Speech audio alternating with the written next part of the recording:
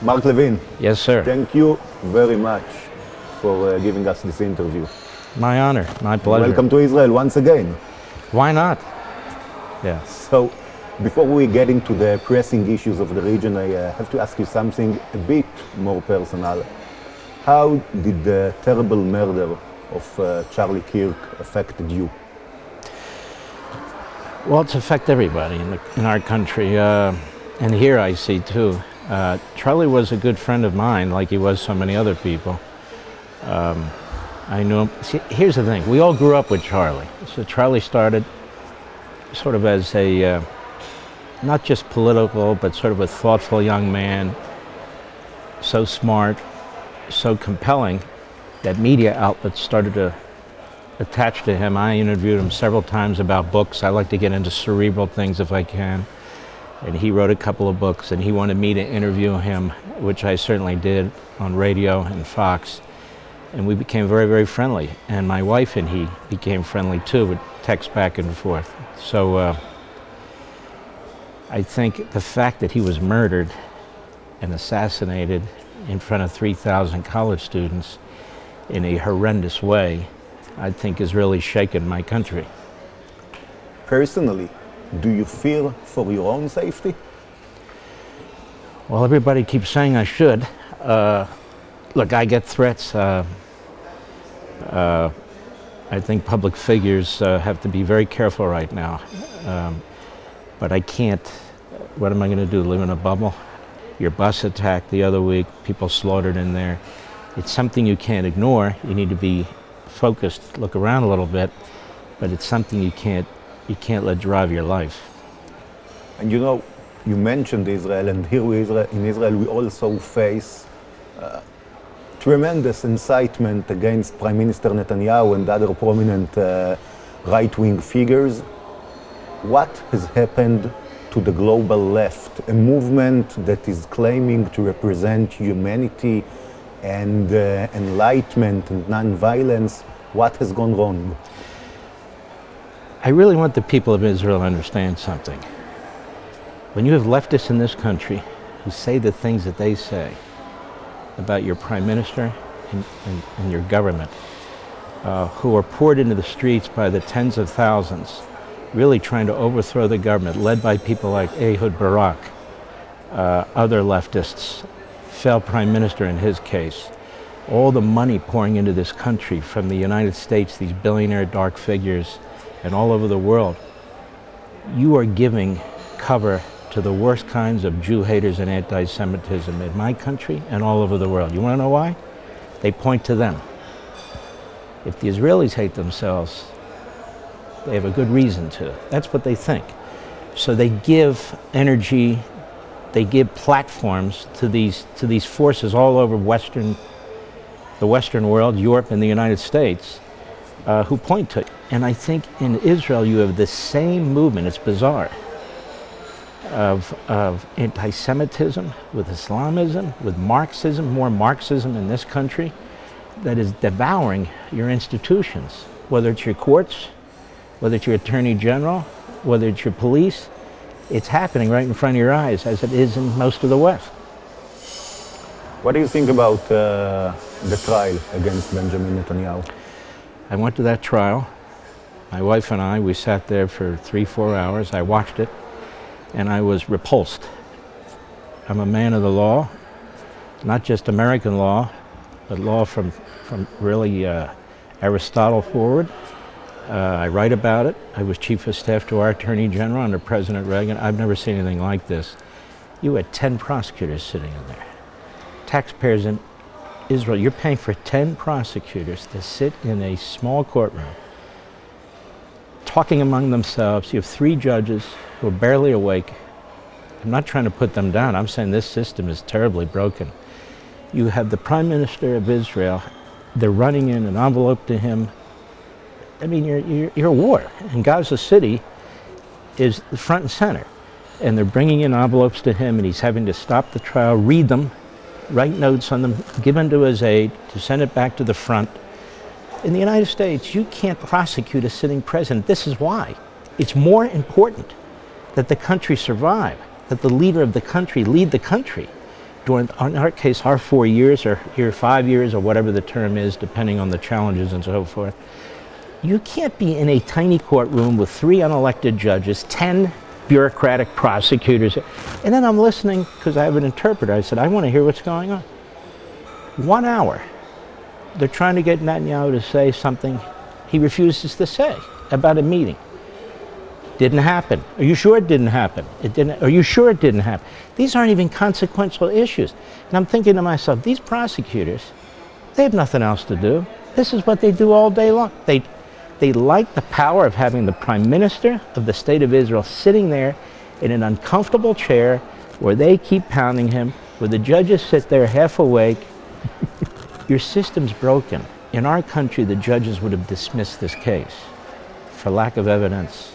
It's an unserious case. All these cases are utterly preposterous. And he's the leader of your country. Whether the left likes it or not, whether your Politburo Supreme Court likes it or not, whether the left-wing legal bar in this country likes it or not, he is the leader of your country. He was elected and his coalition was elected to lead, and you are dragging him down. You are embarrassing your system. You are destroying support for this country. Again, this feeds the anti-Semites and the Jew haters all around the world. So, turning to Gaza now, President Trump currently is backing Israel's operation in Gaza, but we're also getting messages from Washington that if it drags on for too long, he might not be pleased. Do you think that President Trump might issue an ultimatum to Israel? Some kind of a date in which the war has to end, even if Hamas is not destroyed? I'm not a formal advisor. I don't sit in on the meetings, so I don't presume to speak for President Trump. But my sense of it is that he despises Hamas. Every day they hold hostages 1 day longer. It infuriates him. He's a very compassionate man. He's got many Jewish friends in and out of politics. His family members, many of them are Jewish too. He knows what the terrorists are doing. He knows what they're like. He's weighing other things in terms of a geopolitical context. But in terms of losing patience, I think his concern is get it over with. You know, Biden kept pulling Israel back. Don't do this, don't do that, withholding arms, and so forth. He has a different view, which is tell me what you need, take them out. So many Israelis are saying, we've dealt Hamas an unprecedented blow, we have destroyed much of Gaza, it's time to stop, bring the hostages home, and we can finish off Hamas later on in the future. What do you tell them? Is that what the Americans said before the end of World War II? You look at Japan. Harry Truman said, no, you're going to be destroyed if you don't unconditional surrender. There was no negotiations for anything, and they refused. So you can look at Gaza, but people need a historical context. And I'm not talking about ancient history now, I'm talking about modern history. So it's eliminate them now or deal with them again. And my attitude is eliminate them. You know, people say you can't eliminate them. Oh, you can eliminate them. There have been many evil forces out there, more powerful than Hamas. I mean, the Third Reich was pretty powerful, I would argue, and they don't exist anymore. To me, it would be so immoral, so unethical to stop now all those people who died and to say, okay, ceasefire because of the political pressures. The hell with the political pressures. Next week in New York, at the UN General Assembly, many countries are expected to recognize a Palestinian state. Do you think Israel should react by extending sovereignty over Judea and Samaria? And as you said, you're not an administration official, but if it does so, what do you estimate might be the administration's reaction? First of all, Israel has to do what's good for Israel. And that UN is a rat's nest of genocidal maniacs. But this is a push to eliminate Israel. If you're going to push for a Palestinian state, who's going to run this country? Abbas, who's giving pensions out to terrorists? Gaza is the example of why there must never, ever be a so-called Palestinian state. I can go through the whole history of the Palestinians and so forth. There's no point, but that would be suicide. I call a two-state solution the final solution. So the UN will do what the UN will do, and I would treat it like the United States does. Who cares? And finally, you and Fox News, where you host your show, are part of a huge media revolution in America. Here in Israel and Channel 14, we are in the same process, though at an earlier stage. Do you think we are on track to win this fight, both in America, in Israel, and in the Western world? The media are a problem in your country, and somewhat in my country, but more in your country. Your channel is a godsend to the people of Israel. Whether half Israel understands it or not, the other half understands it. I watch your channel a lot. I watch some of the others and I shake my head.